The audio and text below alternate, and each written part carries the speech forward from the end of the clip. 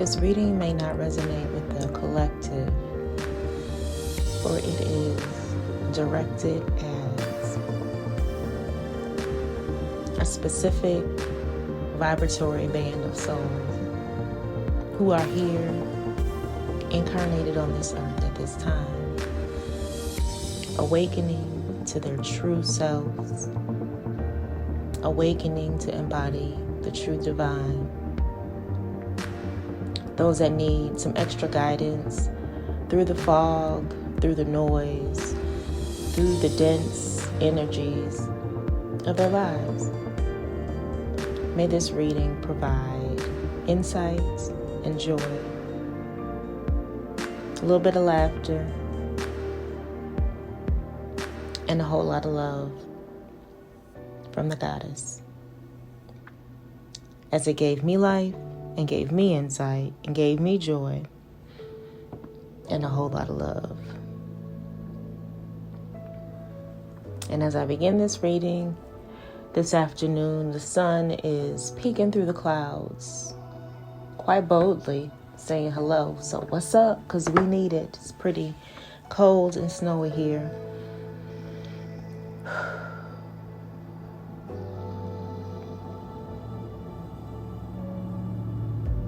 So the cards laid out before us represent aspects of our mind, body, and soul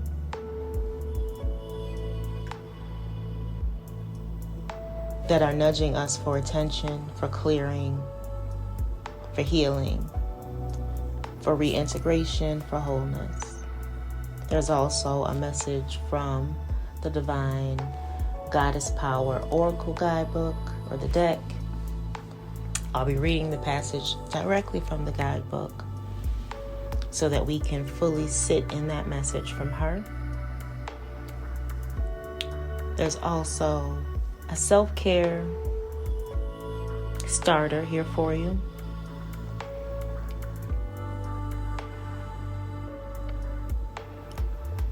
As I pull these cards, they were initially just for myself, for my regular weekly readings that I do. But this message came through so clearly, and it all aligned so perfectly.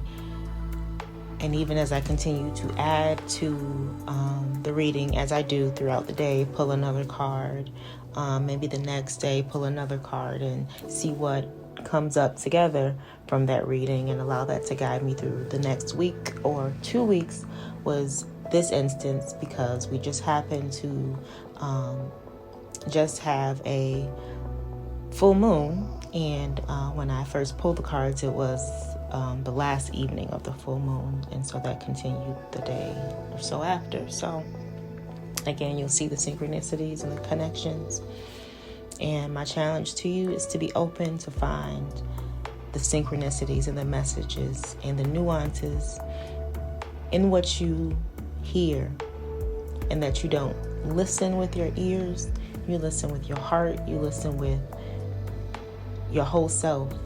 Allow your first eye to guide you through this and to find the insights and the wisdom specifically intuited for you. So for me, mind, body, and soul, those 3 top cards that were pulled from the African Goddess Rising Oracle deck represent pretty clearly where I've been recently in mind, body, and soul. For me, the order is, mine is the Harvest card, 43. Body is 11, taint and pleasure. And soul is 18, the Mass of Jumbi.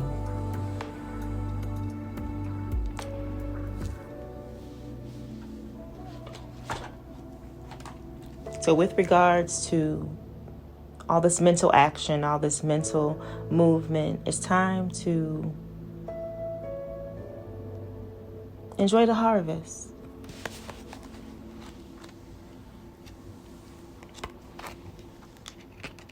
Enjoy the harvest of all the mental work that you've put in.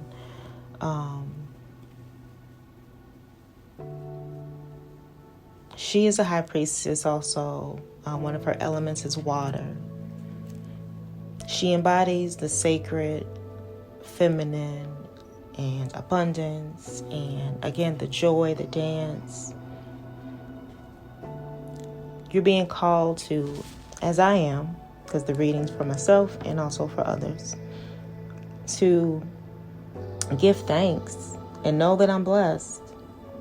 Yes, it's harvest time, and it's time to pay attention to things, but it's also time to peep those epiphanies that are coming up, to roll around in your prosperity. Her baskets are overflowing. She's dancing, and it's so apropos. First of all, I just had 2 drums like that are on the card here in my house for I don't know how many years, and I was fussing personally about, I want some drums, I want to learn how to play drums, and just literally looked up. She was like, just look up. And I just literally looked up to where they were sitting on my bookshelves in my living room next to the TV, and just like, duh, like I had them there for decoration. So, I've been playing with the drums and trying to enjoy the harvest. And the harvest of what specifically? For me, it showed up definitely as a mother of knives that was just pulled this morning. That energy of the warrior queen, but not in the sense of like fighting out on the battlefield, like fighting internally, using your sacred scriptures, whether that's the Bible, whether that's the Quran, whether that's the Bhagavad Gita, whatever it is, like your sacred scripture and your connection to God as that source. Now, it could be through a traditional means, like, a priestess, or for this card specifically, I think one of the things was like the Order of the Eastern Star or something like that. But I know for me, it showed up as studying ancient yogic texts and tantra texts and reading the different Gitas and reinterpreting the Bible and reading it from a sense of this new awakened state, reading ancient Kemetic texts that I could find that are translated, just studying and using those scriptures to help me understand this life. And so it's a nudge to me that, again, that work has been noticed, spirit side, that it's supported, and now it's time for me to kind of maybe let go a little bit of the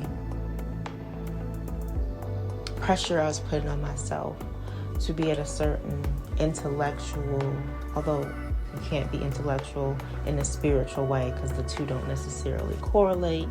The spiritual experience doesn't necessarily make sense in the way that we intellectualize things, but trying to study, trying to be knowledgeable, trying to make sure I have a certain amount of experience, or what credentials do I need, and all the credentials I needed were already inside of me. And so it's time to just enjoy the sun. Again, as the sun is coming out in real life, in my now time, and on this card, enjoy the harvest of all of this study, of all of this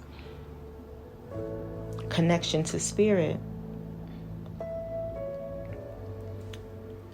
The embodiment message of the card is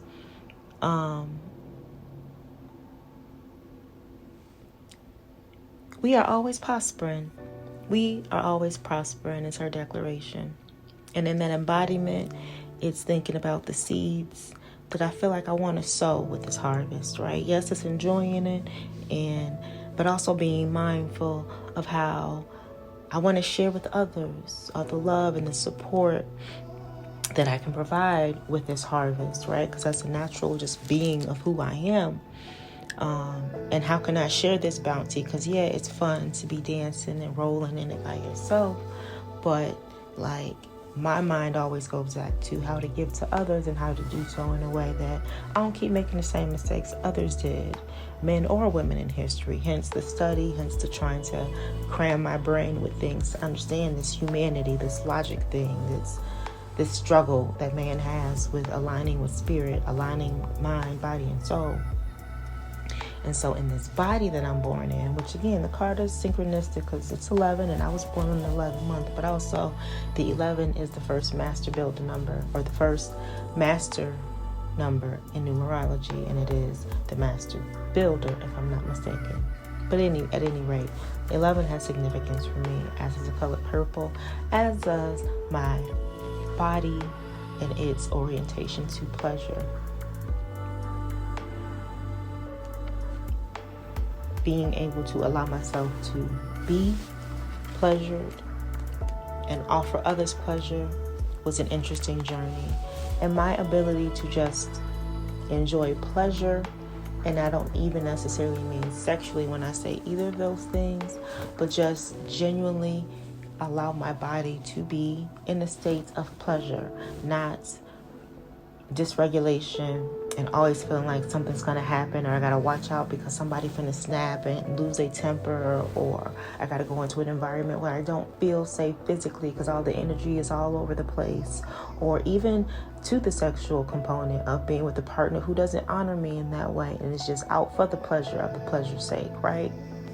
And even just to what foods do I like to eat that feel good to my palate, that feel good to my body, the music, what music do I like to listen to, what vibe do I like to have set in my home, just all the things that have to do with pleasure is something that I'm really examining in my life right now and trying to sit with.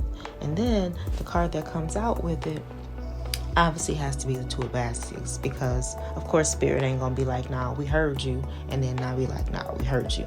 So go ahead and bring out the Two of Baskets, because yes, a sister's longing for love in a way that I can enjoy this harvest, right? It's fun to enjoy it by yourself, and it's great to roll around in it, but to enjoy that harvest and that bounty with another who truly loves and adores you, like homeboy on this card, Two of Baskets all the way. That's in my heart. Spirit, no.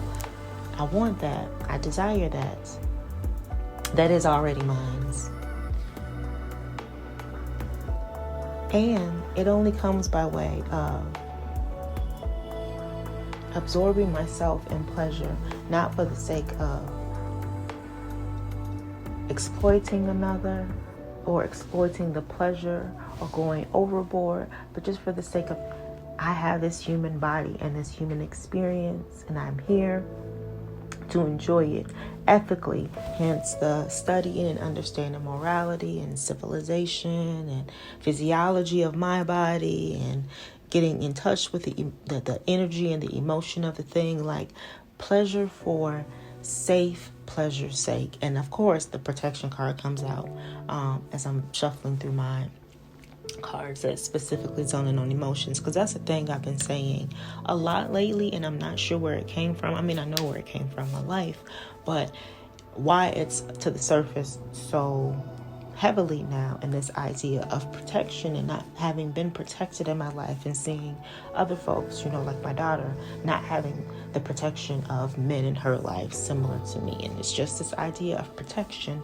and not just protection from the men, the black men in our lives, right? We're supposed to love and protect us, but just protection from society for black women has come up a lot for me, and protection of one's own energetic space and emotion and body and sovereignty has come up for me in relationships. Not to mention it's a thing in society, right, with black women. And so just this idea of protection came up, but what came through clearly with this protection was in linkage to the work that's been done.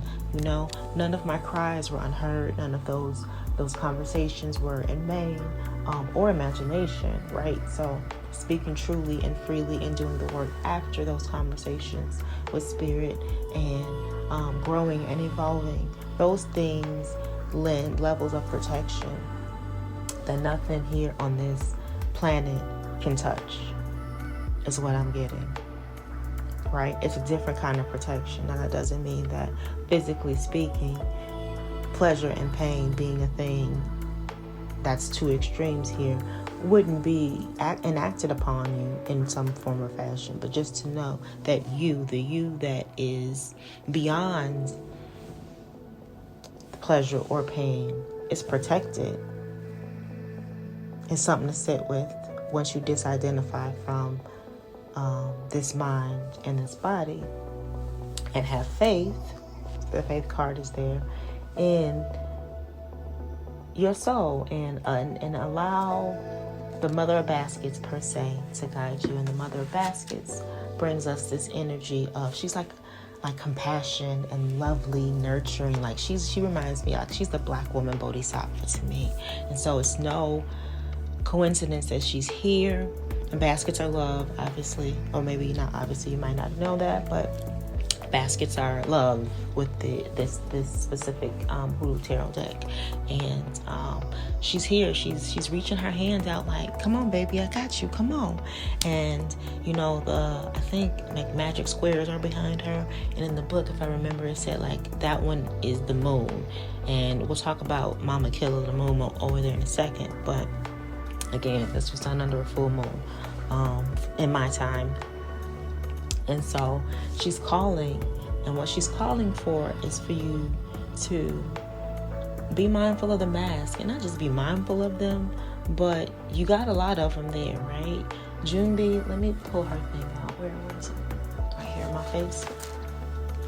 Because I thought this was pretty interesting when I read it. It kind of made me think. Again, sometimes I get to read it and I gotta walk away and come back to it, because she's the Temple of Shadows and her element is air, right? And she asks us to be quiet and put our hand on our heart and ask ourselves why we're confused. And maybe is our inner world and is our outer world a reflection of our inner world? And if there's a dissonance there, then it's, you know, showing your true face. Are you wearing a mask? And she asks us to dare to reveal ourselves and be who we are. For me, that came across on the soul level. And especially, again, the mother of baskets there in Bodhisattva. Because I have a connection to that entity way that I don't talk about or share. And so that coming through as a, you know, handout to take off the mask and to show up who you are comes on the heels of other messages from other people who've done readings or just things that have come up to like show who you are. Like, you know, you only end the cycle when you stand up and you do something different. You're presented with a challenge and you either face that challenge in the same way you faced it before or you faced it in a different way. And quite often, if you're facing it in a different way that propels you forward, there's a mask that you've taken off. There's an aspect of yourself that you said, I'm no longer agreeing to be that, to act that way, to say that thing. I'm going to show up a different way. And usually that different way comes when you're sick and tired of being sick and tired and you just like, F it, I'm going to be me. And you take the mask off.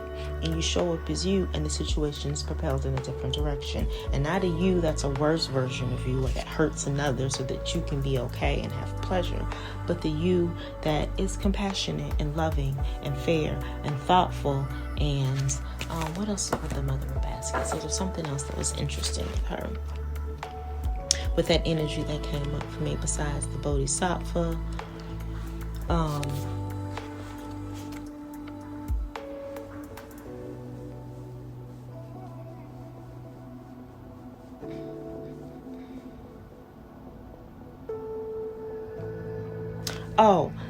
It said in the book that there are doubts that the woman that's depicted on this image ever existed, but it adds to the mystery. And the interesting part that stuck out to me, ain't too many women philosophers. You Google women philosophers, you ain't gonna find too many. You can Google black women philosophers, and you are gonna find even less. But who else has that level of compassion and insight than women, right? And so that energy of someone having a great influence that is still present today, that still carries through different traditions, and her existence being questioned as to whether she ever existed at all, just really lends to that protection aspect that I feel like is missing in our society, especially toward black women and women in general. Just this idea that your contributions can still live on, but your existence can be erased. I don't know. Something didn't sit right with me with that. I don't know. I'll unpack that later. But the energy that I know I need to flow through this week is just cleansing. I even went before I pulled this card, because the emotions cards were just pulled this morning. But yesterday I went to get some more sage and different bundles to burn and a ton of incense, and picked up some interesting crystals that just stuck out to me from the store. It was like, had my fingertips buzzing. And so just this idea, like, I just need to cleanse this place. I've been like starting already to throw things away. Like, I don't need this. And what am I keeping this for? And so just this idea of cleansing. We're stuck in the house, at least where it's cold. And so it's a good time as you're hibernating to hibernate and figure out what essential things bring you joy. What things do you want to celebrate? What things that are a part of your harvest that you want to use to plant seeds to move forward? Just cleanse your space. And not only that, your aura. I've been wanding myself with my sticks, my tuning fork sticks, for days, for weeks, honestly. Just like giving myself a bath and singing bowls around my head. And I already love water, and I keep needing to go to sit in a hot tub at the gym. So just this idea of cleansing things, cleansing our mind, our bodies, our souls, figuring out what that looks like for us, but just this energy of cleansing. Now, Mama Killa, the moon. First of all, I love that name, Mama Killa, but here's her message for us. And of course, I pick up the book and it opens right to the page. So she's the moon, and again, remember, this was done on the full moon. Whatever significance comes to you, the number 32, let it be so, or number 5. But I'm not going to read all of it. But her empowerment message, I'll do a little bit of that and a little bit of the alignment message. I'm not going to do it all. What comes, comes. So her empowerment message says, Mama Killa, the Incan goddess of the moon, presides over the power of the cycles and seasons. The moon rules the night sky, returning full 13 times in a year. And this was done on the full moon. But anyway, the ancients marked time by the moon to know when to plant, when to harvest, and when to store food, and when to celebrate fertility. Well, ain't no more babies popping over here, but hopefully that means fertility in terms of prosperity. But anyway, skipping to the ends, no matter what, like the cycles of the moon, there is a divine order in everything that is happening in your life right now. Once you know this, the goddess Mama Killa welcomes you to her divine moon dance of co-creation. Sometimes you may feel out of alignment or out of sync with your life, frustrated that the universe isn't providing you with what you desire. Do you feel like the great goddess is ignoring you? Maybe you want something to happen faster than it needs to. He reminds us to remember that things are ever changing. Be aware of the cycles that you're in right now. Be aware of the signals you might be missing. And she'll let you know when it's time for the next phase. Remember, she is guided by those moon cycles, so she's always on track. So if you're listening and you're tuning into her guidance, sitting down, going to be still, going to meditate, trusting her wisdom, having faith. Again, this faith card is here for a reason, because I keep saying I surrender, but baby, the force is strong with the hard head in this one. Her alignment asks you to recognize and work with the natural cycle you're in. You will be amazed as alignment with the rhythm of the universe allows you to once again co-create consciously and surrender to life on life's terms. See, she be coming for my life. What a beautiful dance with Mama Killa's. I keep calling her Mama Killa like that because I just think it's funny. What a beautiful dance where Mama Killa offers you her support. It's probably not how you're saying it, but whatever. I just like saying Mama Killa because Mama Killa. The self-care that I'm being guided to offer some attention to this week is, again, with the 11. If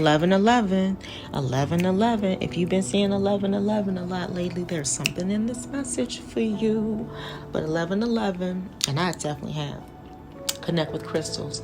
I did pull this before I went to the crystal store, but as soon as I pulled this card, my amethyst pendulum that you see picture there fell down off a table. Why folk come? I don't know, because of them fairies. But it fell down, and I was like, okay, cool, go buy some more crystals. It's basically what I got from it. So I bought more crystals. Not like I need any more. But pleasure. They bring me pleasure. So I indulge myself. And the other crystals that I was guided to pull forth, turquoise is calling to me a lot lately. Bought a pretty little turquoise necklace. I found this cute little turquoise ring when I went to the antique store. It was only $5, and it did not have bad juju like the other stuff, because sometimes you go to the antique store and stuff be having all kind of weird juju, and don't buy it and bring it home for sure. But it's interesting as an empath, super empath, to go to the antique store and just feel my way around and see what what I'm picking up and what stories come when I touch certain items. And sometimes, oh my goodness, I could just write a whole series of books and short stories around the stories that I pick up just going to the antique store. I love doing it. It's a regular occurrence. If you're an empath, use that to help regulate your emotions and pick up on what you pick on. But anyway, this ring was super cute, and it was turquoise, and it's actually real turquoise. It was only $5, and it's super cute. And so turquoise, and then, oh my gosh, what is this stone? Black kyanite. I love black kyanite. So if black kyanite feels right to you, look it up, see what you can use it for. I'm being called to it because I have started back pumping out random love poems and other aspects of stories that I'm working on. And so for some reason, I always gravitate toward kyanite when I'm writing heavy things. There's a couple of other stones, but kyanite, I kept picking up the kyanite throughout the day. Additionally, selenite wands are always great. I be cleansing myself all day. My selenite wand is one of the things I just be grabbing and just be like, pow, pow, pow, pow, pow. Wash myself. And then this other stone just popped out to me the other day out of my pile. And it is, child, I can't remember. Right now, my brain, but it's something with rainbow. It was needed. If I remember, I'll put it in the description. But anyway, so the reading that I'm going to be using, carrying me forward for the next couple of weeks, use it in your own time, however it fits you, is mentally enjoying the harvest of all the work that I've put into, truly enjoying it, taking stock of it, enjoying it. Maybe not buying another book because I don't necessarily need it, but it's just one more class I want to sign up for. Not because I want to teach somebody or do nothing with it, because I just want to learn how to do this, and it's a weird thing. But enjoying the harvest of my mental efforts, of my contemplations, of my meditation, allowing myself to be happy and experience pleasure, right? Really allowing myself to experience pleasure, but in a way that does not demoralize or subjugate someone else, because again, we just ain't doing that, right? Having faith that this love is going to come along. Let it be what it is. Knowing that I'm going to be protected in that love. Knowing that I'm protected spiritually as well in this work that I'm putting in. Definitely a go ahead. I've been saying I'm a warrior. That's why I got my little nose ring thing. Because I was like, they told me I was a warrior. And I've been getting warrior reinforcement since then from spirit. So, warrior queen, that might look different. Our war might be a different war with the unseen, right? Using the spiritual scriptures and things that humans have conjured up and gathered as knowledge to fight this thing. So, warrior queen, as you enjoy that harvest of my mental work, enjoying the pleasure, not just my physical pleasure of my body. Also, this comes up for me in terms of pushing my body too, like exercising, and not just for the sake of I need to get healthy, but just to celebrate my body. That's what I call exercise, like a celebration of my body. So enjoying that pleasure taking off the mask and really showing up who I am. Let my soul essence show through. Let my soul vibration and emanation speak for itself. So I got to keep repeating these same ass lessons, incorporating old stuff with new stuff, never forget where I came from, working with that bodhisattva energy that's embodied in this black woman, remembering to cleanse myself and cleanse it often, because people is not only physically dirty, but they be spiritually dirty too and don't know either. It's okay. We all come here with a veil, and we just can't see what we can't see till it's time for us to see. But since I see, I got to make sure I continue to see and continue to cleanse, and so should you. Cleanse your aura, first of all, every day. Say your mantras, do your meditation, take your baths, your spiritual baths. Take time to be by yourself, to just get to know your aura, your emanation, your thoughts, and then go back and be with others. And I say that also saying for myself, and she's saying that, I'm saying that to you, so you can't be telling other people. Yes, I know, I've turned into a hermit, y'all, but neither here nor there. That's why y'all get a picture and not a video. So Mama Killa reminds us to pay attention to the cycles and work with the cycles, and pay attention to what cycle you are in, so that you don't keep repeating that cycle. Especially, again, we have 18 up there, 1 and 8 is 9. Don't keep repeating that cycle. Take the hand of the mother of basket, take that compassionate bodhisattva's hand, and let's do something different. Let's have faith that it's going to be different. Connect with the crystals, allow them to offer you energy, insight, ground you, and give you the things you need, that little small energetic boost to help you physically. Choose crystals that also feel good too, right? You don't want to choose a crystal that feels like nothing, or that feels like it makes you feel sick. I mean, although sick may be relative, because your idea of pleasure and pain may be. Anyway, choose things that feel good, and not just feel good pleasurably, feel good to your heart, feel good to your soul, feel good to the community, feel good to those that you love, ones that bring about seeds that can be harvested and sown for the good of all of us. Because it don't matter how much love you got, if you only enjoying it by yourself, it's kind of whack and boring. I mean, it's fun sometimes, but every once in a while, you want that two of baskets kind of energy up in your life. So that's it. That's all.